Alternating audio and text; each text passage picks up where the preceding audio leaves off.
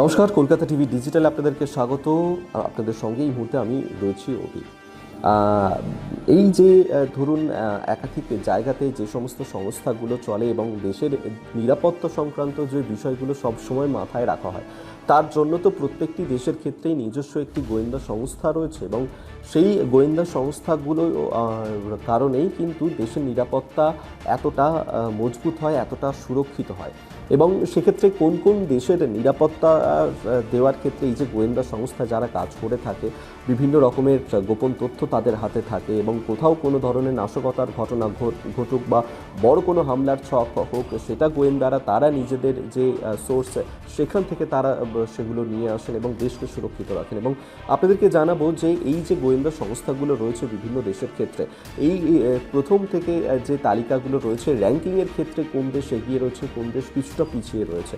এবং সেক্ষেত্রে যেমনটা জানা যাচ্ছে যে এই র্যাঙ্কিং সামনে আসার পর যে এক্ষেত্রে নতুন যে র্যাঙ্কিং, তাতে বিশ্বের সবচেয়ে শক্তিশালী গোয়েন্দা সংস্থা হিসেবে প্রথম স্থানে রয়েছে হচ্ছে আমেরিকার গোয়েন্দা সংস্থা CIA।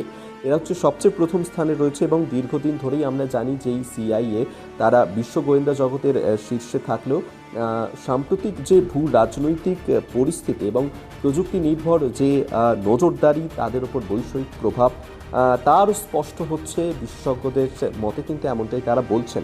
এরপর জানিয়ে রাখবো যে আমেরিকার পর দ্বিতীয় স্থানে কে রয়েছে। দ্বিতীয় স্থানে রয়েছে হচ্ছে ইসরায়েলের মোসাদ।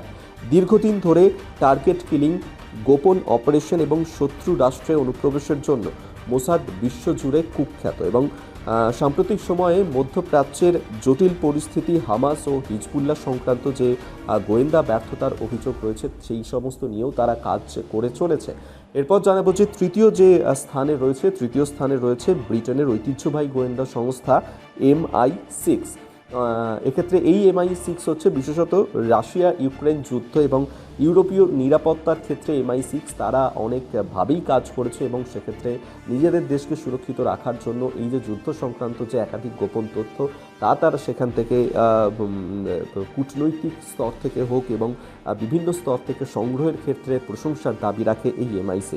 আর এরপরই হচ্ছে চতুর্থ স্থানে রয়েছে চীনের MMS, অর্থাৎ মিনিস্ট্রি অফ স্টেট সিকিউরিটি, যারা প্রযুক্তি নির্ভর নজরদারি এবং সাইবার গোয়েন্দাগিরিতেই দ্রুত নিজেদের শক্তিশালী করে তুলছে। অর্থাৎ বাকি যে গোয়েন্দা সংস্থা আছে তাদের থেকেও আরও অনেক বেশি টক্কর দেওয়ার চেষ্টা করছে এই চীনের গোয়েন্দা সংস্থা MMS। পঞ্চম স্থানে উঠে এসেছে ভারতের যে সেই গোয়েন্দা সংস্থার নাম উঠে এসেছে এবং পাকিস্তান চীন সংক্রান্ত নজরদারি হোক, পাশাপাশি বিদেশের কৌশলগত তথ্য হোক, সেই সমস্ত বিষয় নিয়ে রয়ের তরফ থেকে যে ইনফরমেশন জোগাড় করা হয় সেই সংগ্রহের দিক থেকে রয়েছে পঞ্চম স্থানে এই গোয়েন্দা সংস্থার তালিকাতে।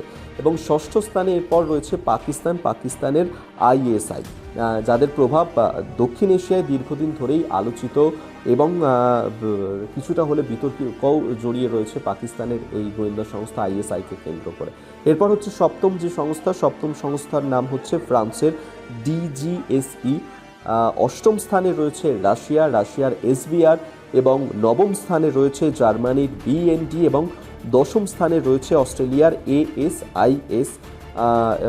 অর্থাৎ এই যে প্রথম থেকে 10 তার মধ্যে যে র্যাঙ্কিং গোয়েন্দা সংস্থা, সেই র্যাঙ্কিংটা আপনাদেরকে জানালাম।